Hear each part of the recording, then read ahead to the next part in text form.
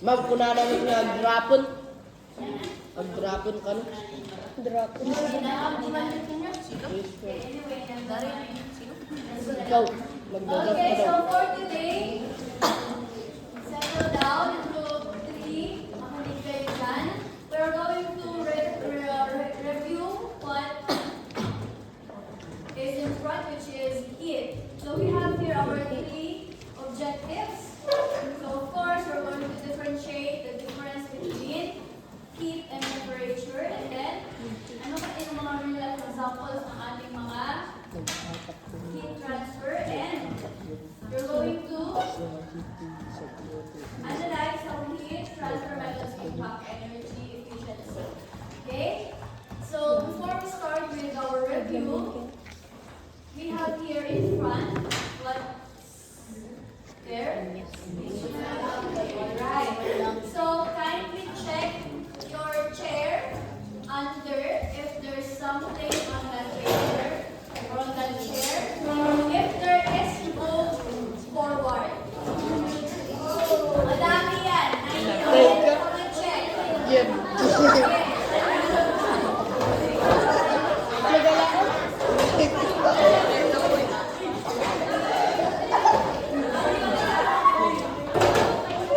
Okay, ganito ang makikita ninyo.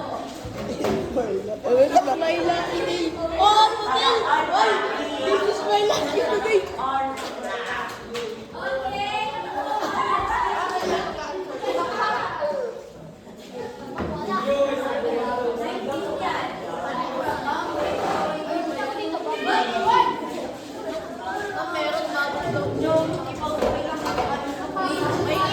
Okay.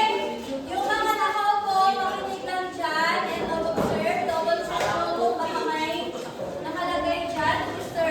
Cruz, makinig ko muna dyan. Okay, nanalis natin. Ngayon, I'm going to give you a piece of paper and then hanapin niyo siya kung saan yung nakit. Yung mga nakaupo, kayo ang mag-judge kung nasa tamang place pa yung pinaglagyan nila. Okay?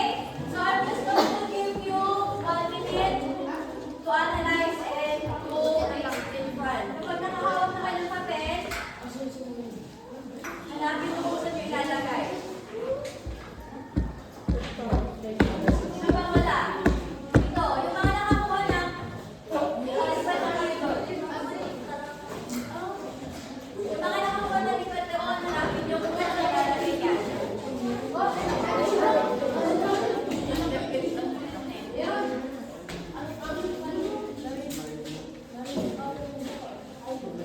Dikit niyo sa blackboard. Ilapit mo nga yung ano, page dyan. Isa lang puti.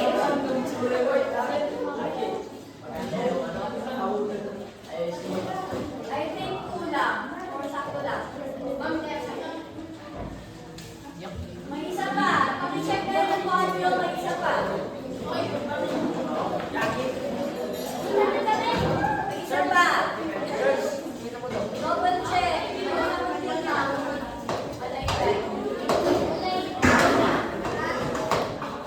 Okay, 1 minute. Mga kayo ng tape. Huwag kayo bukul-bukul dyan.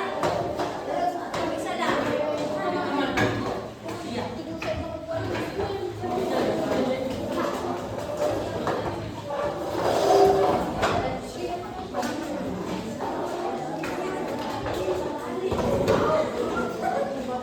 Okay, 1 minute starts now.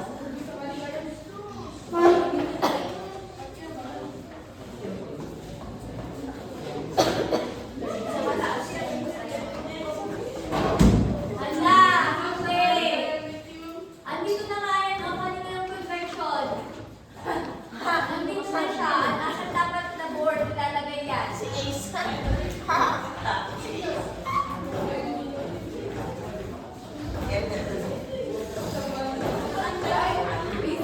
Basahin nyo ng maigi. Maligay mo yung drabas with the circulation of fluid. Maligay. Maligay yan. Ang swerte ko talaga. Lahat ng transfer, 6 lang na papel. Hindi. 9 na papel ang maligay dito. Installation ng tatlo. Pwede na yung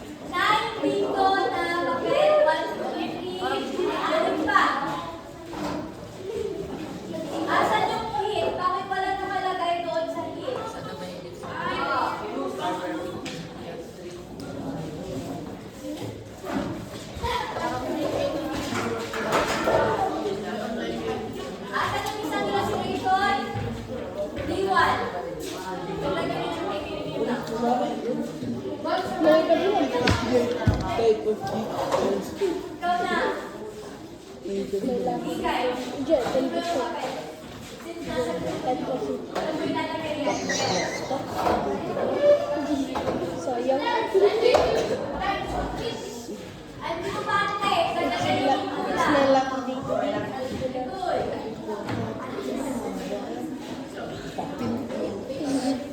Ang silang. Andito ba ate? Hala. You still have 20 seconds. Ilagay din ang tape yung matutulog. 10, 9, 8, 8, babala ka ang ulo. 7, 6, 6, babala pa ilan. 5, 4, 4, 3, ilagay mo yan. 2, Okay. Settle down. Group 2, last warning. Okay, let us check muna yung andito sa dalawa. Temperature and heat. So, tama ba yung thermometer na nasa heat? O nasa temperature? yes, Okay. How about the definition? Measurement of hotness and coldness? yes, Yes. Okay. yes. What about it goes from hot to cold? Hot taga doon. This should be sino ang nilagay dito? Heat. Ano? Ito, rises when heated, falls when cool. Cool. Yes. Calorimeter.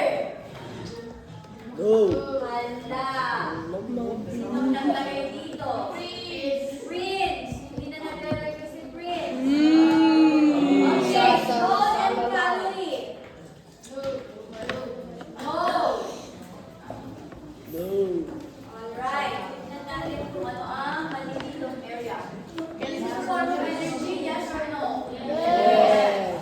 And, tama daw ba ito? Kelvin ang kanyang unit, Celsius and Fahrenheit. Yes. It should be placed in temperature. Okay, goes from hot to cold, tama yan. And, ano ang calorimeter? It is a unit or a device? Device. It's Okay. my laki. And we have here the joule and the calorie. Is it a unit or device? Okay, it's the unit of Jerry. Ano ito? Unit na? Oh. Jerry. Joule and calorie is the unit of heat or temperature. Heat. Ikaw ba si Jory? Okay, thank you Mr. H for answering without even asking your permission. Okay, now let's proceed dito sa ating types of heat transfer. We have 3, right? Radiation, conduction, and convection. Salamat, last warning sa table ninyo. Sino dito ang aayos ng ating illustration? May error dyan, di ba? Nasaan yung error? Plancha. Nasaan yung error dyan? Yung illustration mismo yung tatlo error yan. Okay, sino yung mga nakaupo kanina? Balbino, kindly. Justin. O, sino ang hindi nag... Mami Justin. Mami Justin. Justin. Sige. Ayusin mo nga yung illustration. Kasi nasa maling position yung tatlong drawing or tatlong illustration. Okay. Yan. Ayusin mo nga. Jangan mo. Go round. Fix. Rearrange. Rearrange. I'm giving additional points to those who are going without Saan kaya dyan ang illustration ng radiation, convection, and radiation?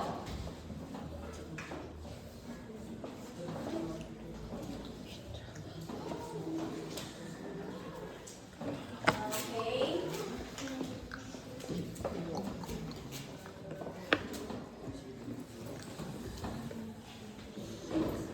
Okay. So, do you agree that it's already correct that there will be illustrations? Yes. Now, let's proceed with the definition of terms, Mr. Bikay. So, tama daw ba na ang convection is the circulation of fluids or liquids? Yes. Okay. What about the conduction? Kailangan daw may contact. Kailangan daw sa solid yan. Yes or no? Yes. Okay. And radiation, Mr. Balato, do we need a medium in radiation to transfer heat? Yes or no? No. Very good. While in conduction and convection, we need a medium. Ano ang kailangan natin na particle of matter sa convection? Liquid, solid, or gas? In convection, what do we need na medium for the heat to be transferred? Is it liquid, solid, gas? Gas and liquid. But most, or usually, and commonly, it is liquid. But in our example, ano ito? Ano to? Ano ang pinakita ng illustration? Okay, hot air balloon. It is the concept of convection. Nakukuha ba? Yes. Alright. And then, in conduction, anong device or appliance na nakikita na dito?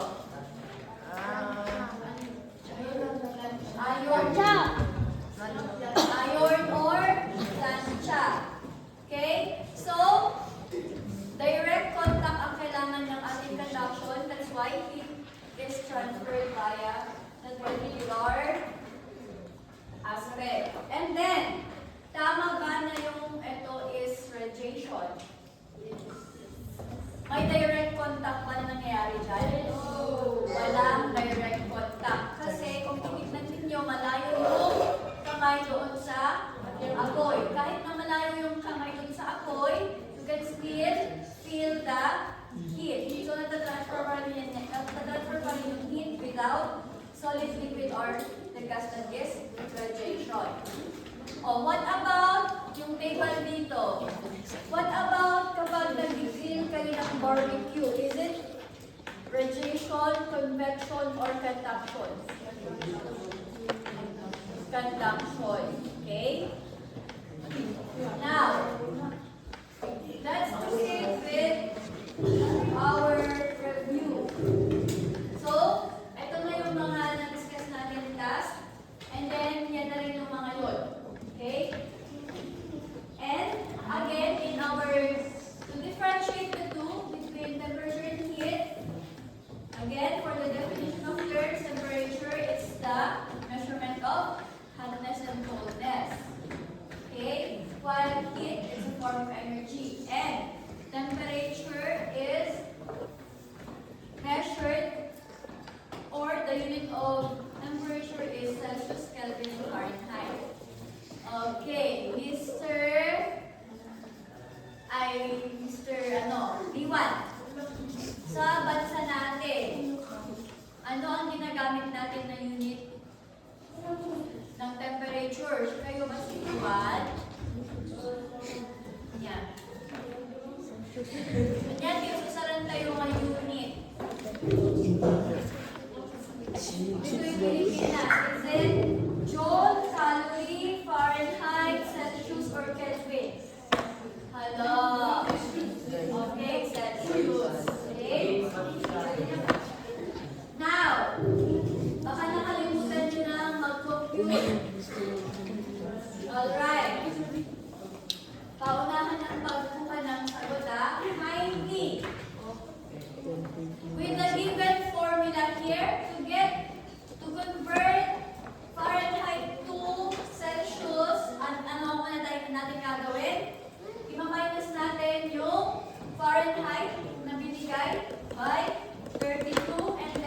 divide natin by 1.8 o paunahan.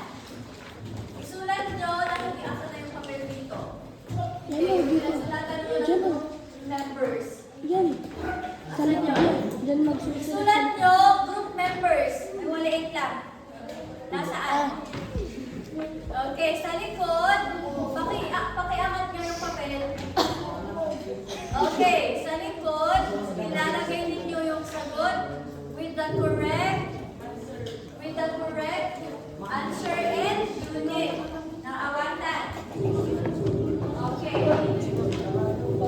Okay. Kindly convert. Makinig.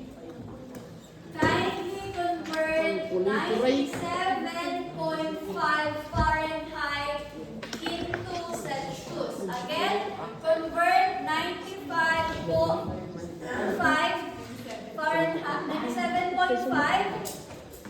Again, convert 97.5 Fahrenheit into Celsius. Yung mauna may plus point na magbibigay. 97.5 Fahrenheit convert it to Celsius. Hindi mo mo challenge. Yes, you can use your calculator paunahan, guys. Again, sa likod ng pinagsulatan mo ng papel or names ninyo ang pagsusulatan nyo ng sagot.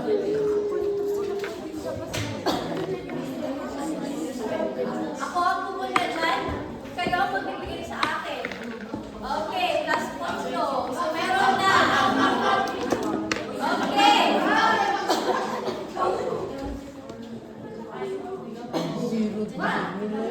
Okay. Sino ang hindi nakakompute? Wait lang. Nakakompute ba ang group 1? Group 2? Group 3? Hindi, 4? 2.9444. Ang group 6 na nakakompute pala kasi isa or dalawang nagsasagot group activity yan. And group 7 ay sagot. Okay. 94. Ingay. Except for group 5, ano yung sagot? It is 63. 36.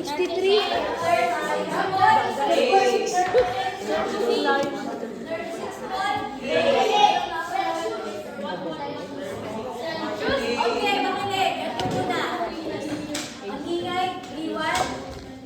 97.5 minus 32 muna, which is 65.5. And then you divide into 1.8. The answer is 36.39. Okay? Sino ang nakakuha ng 36.39? Or 30? Yeah, 39.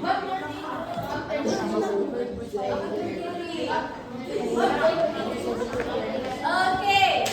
So, except for group 5, you will be having plus 2 points in your activity later. Okay? Oh, remember your plus point. Okay. Next. Ayan na. Dito na yung ating. Nakikinig ka ba? Group 3. Last warning kay Charles Stone. Charles Stone ba? Ano si Charles? Okay. At saka si Kevin and Lumeda. Okay? Kayo tatlo dyan. Ngayon, discuss natin yung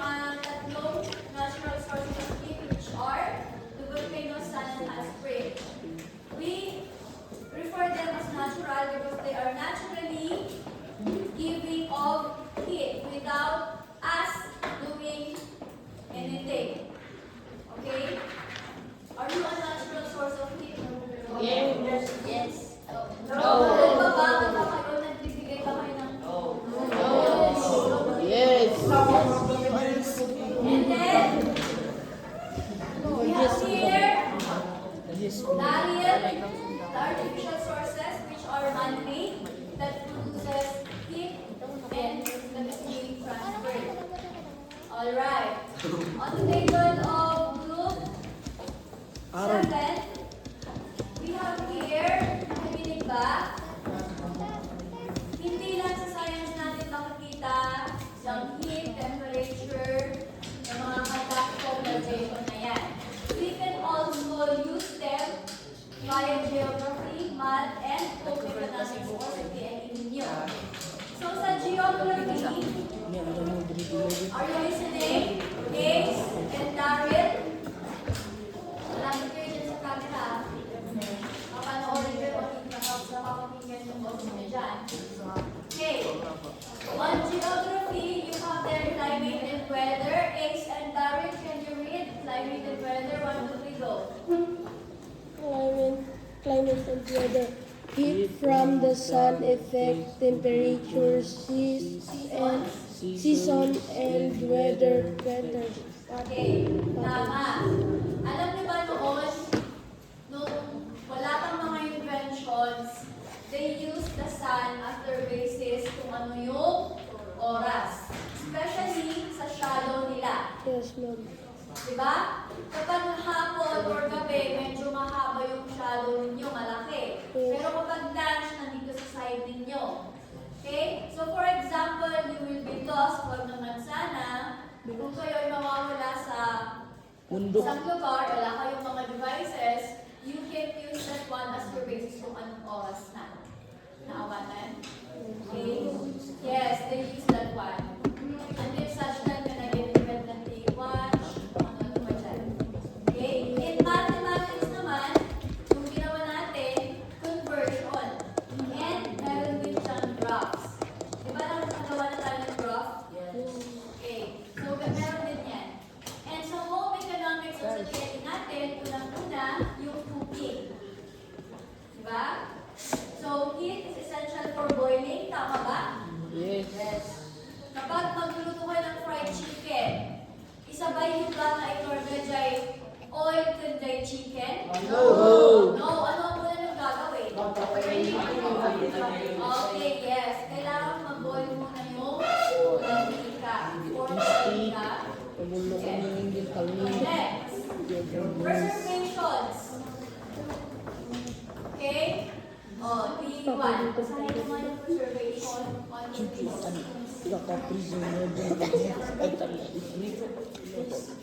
Anya? Hindi naman sige.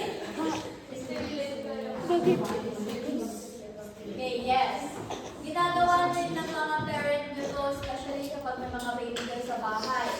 Ano yung na-observe ninyo sa ACE? Ay, hindi. Kailangan. Ano yung na-observe ninyo sa mga gamit ng mga bata?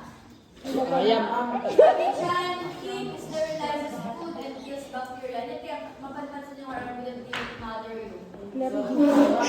Pagkaban nila no, especially when I water. Hot water. Okay. Dahil, accordingly, nadi-disinfect daw mo or nakakapatay yung bacteria. Okay? And we proceed with the types of energy transfer, yung andoon. Yung tatlo, you have their conduction, convection, and radiation. Okay. May I request everyone to read the definition? Definition na, kung yung babasahin nyo, question. Okay? 1, 2, 3, go. What is conduction?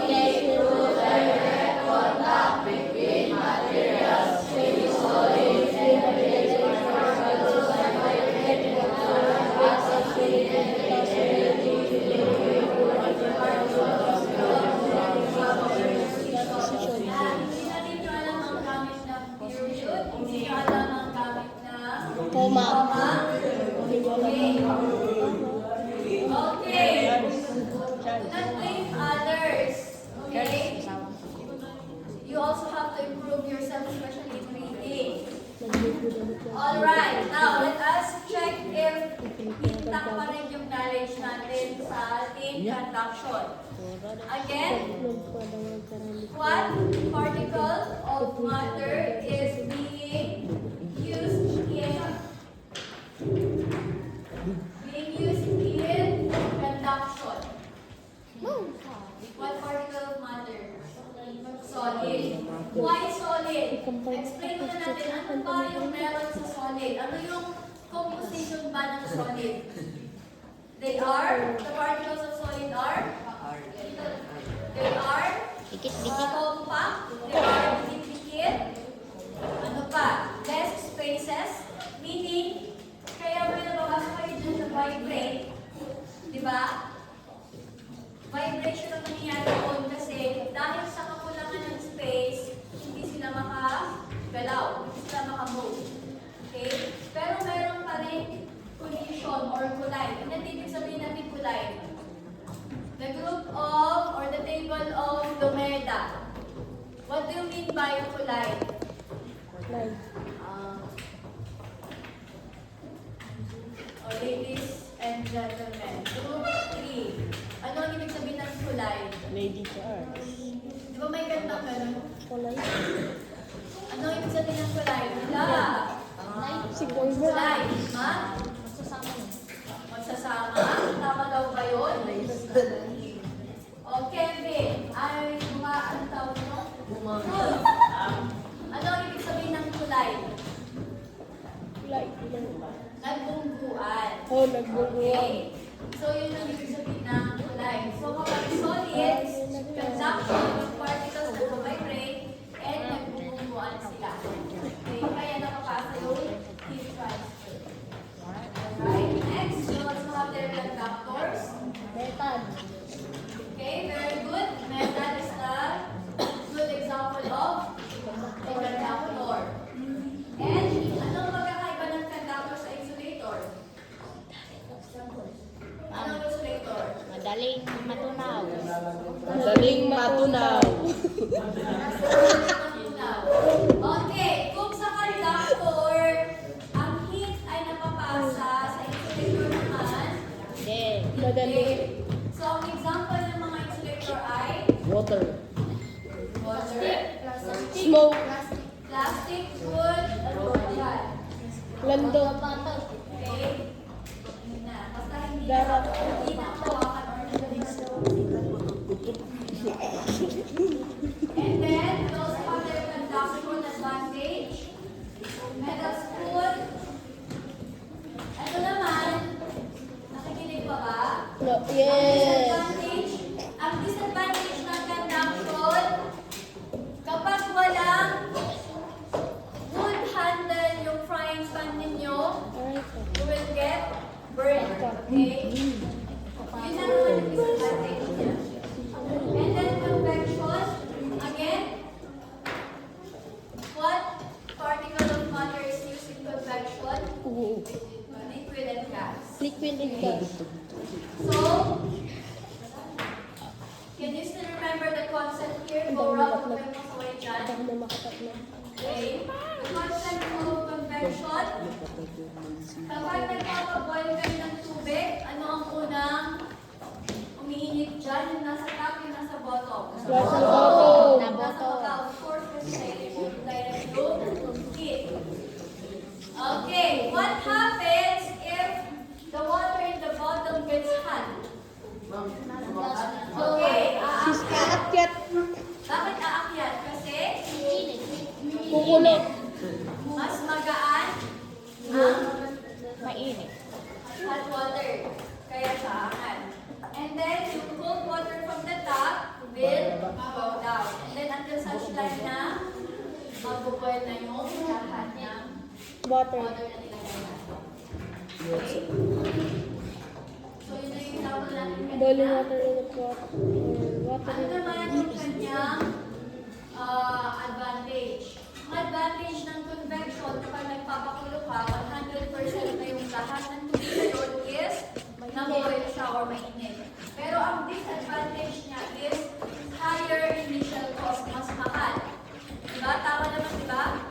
Kasi kapag yung panligo ninyo is mainit, kunwari wala kayong heater o wala kayong shower, diba? Magpapakulo pa kayo dun sa may stove ninyo, tapos ang laki-laki pa ng ginamit ninyo na pot, matagal ma-boil, meaning mas madaming gas or temperature. sulay ang makukonsume ninyo, meaning it will cost you higher amount of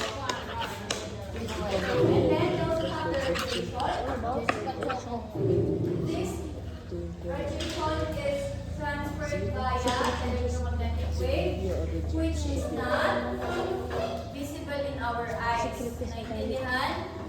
Nakikita ba ng mata ninyo ang electromagnetic wave? Kasi na magbabago. No. Okay? Pero, we can feel it. Example niyan is yung sun.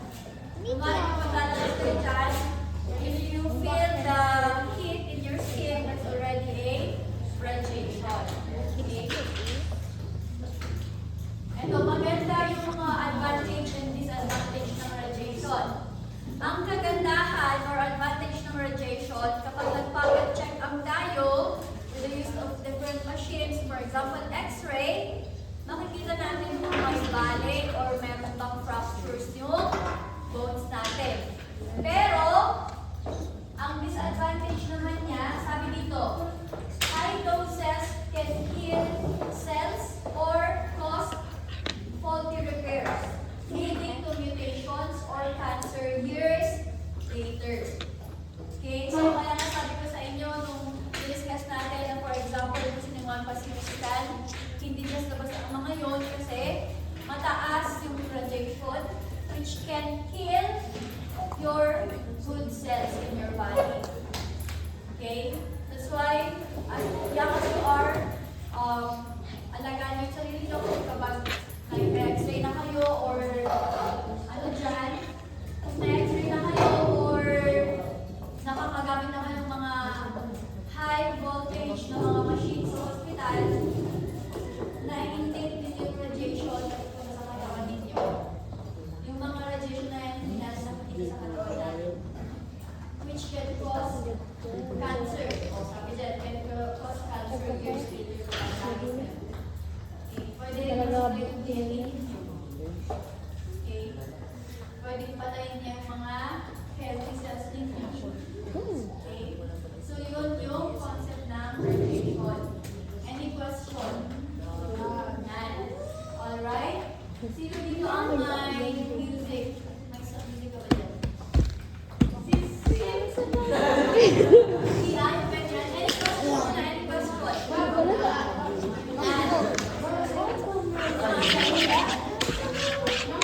Wait lang mamaya. Okay. Now we're going to have our activity which is a trip to Jerusalem. So the objective, nakinig, objective is for you to be the last player to successfully figure a sequence of this task. So, makinig muna before anything else. Wala tayong sila gagamitin pero gamit tayo ng papel. Alam niyo naman na yun kung paano magagawin sa Jerusalem, di ba? Okay. Ala, nakikinig pa ba?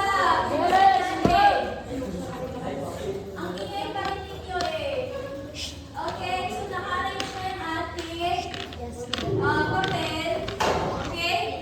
One player per group, hindi pwedeng maulit ang maglalaro. Awatan? Sige, kayo na, kayo na.